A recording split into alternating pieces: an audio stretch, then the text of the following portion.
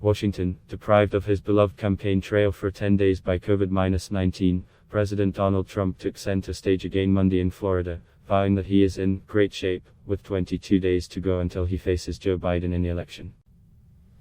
"I went through it and now they say I'm immune," Trump told a cheering crowd in Sanford, near Orlando, few of whom wore masks.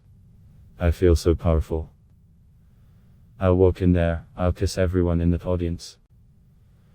I'll kiss the guys and the beautiful women, just give you a big fat kiss."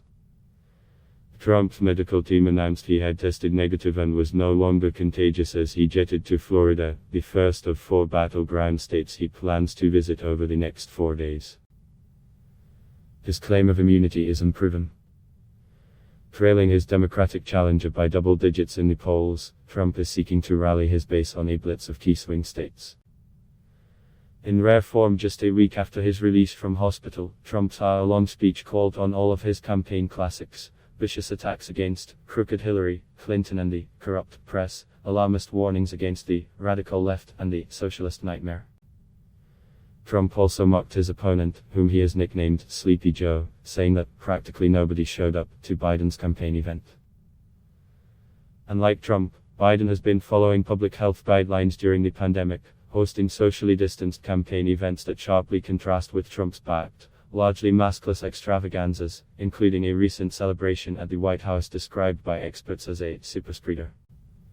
"Oh, do I like Florida," Trump told the crowd. The state could play a crucial role on November 3. The president brushed aside poll numbers, saying, 4 years ago we had the same thing. We are going to lose Florida, they said 4 years ago.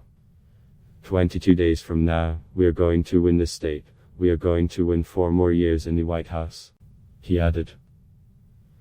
He also lauded his nominee for Supreme Court Justice, Amy Coney Barrett. The Republican-controlled Senate will begin hearings for the 48-year-old judge, whose confirmation, over which there is little doubt, will shift the nation's highest court firmly to the right, possibly for generations. "She's going to be a fantastic Supreme Court justice," Trump said. "Who would have thought we were on number 3, you know?" he asked, referring to the justices he has appointed to the court since taking office. Before Trump, 74, left for Florida, his physician Sean Conley said the president was now negative and no longer infectious to others, following consecutive rapid tests and taking into account a number of other health metrics. Patients are normally classed as negative only after taking the more sensitive air care test, drawing suspicion from experts on social media that Trump's doctors had administered these but had not received the results they were looking for. Biden, meanwhile, attacked the president ahead of the rally for playing down the threat of the virus early in the pandemic. Trump knew how dangerous the disease was but did nothing, Biden said ahead of the rally. "Why didn't he tell us? Why didn't he warn us?" His reckless personal conduct since his diagnosis has been unconscionable, Biden added. The longer Donald Trump is president, the more reckless he seems to get. Biden specifically attacked Trump's planned Florida visit, saying he was bringing nothing but divisive rhetoric and fear-mongering to the Sunshine State. But, equally dangerous is what he fails to bring: no plan to get this virus that has taken the lives of over Floridians under control, Biden said. The president is also to visit Pennsylvania, Iowa and North Carolina this week as part of a push to make up ground on Biden, who has a double-digit lead in the national polls according to the Real Clear Politics website.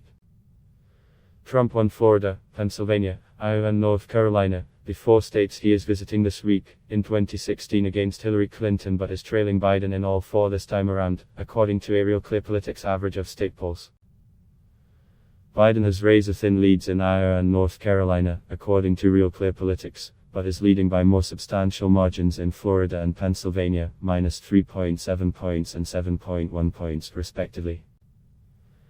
Early in-person voting began Monday in another close state, Georgia, although pictures of hours-long lines that went viral on social media led to accusations of voter suppression.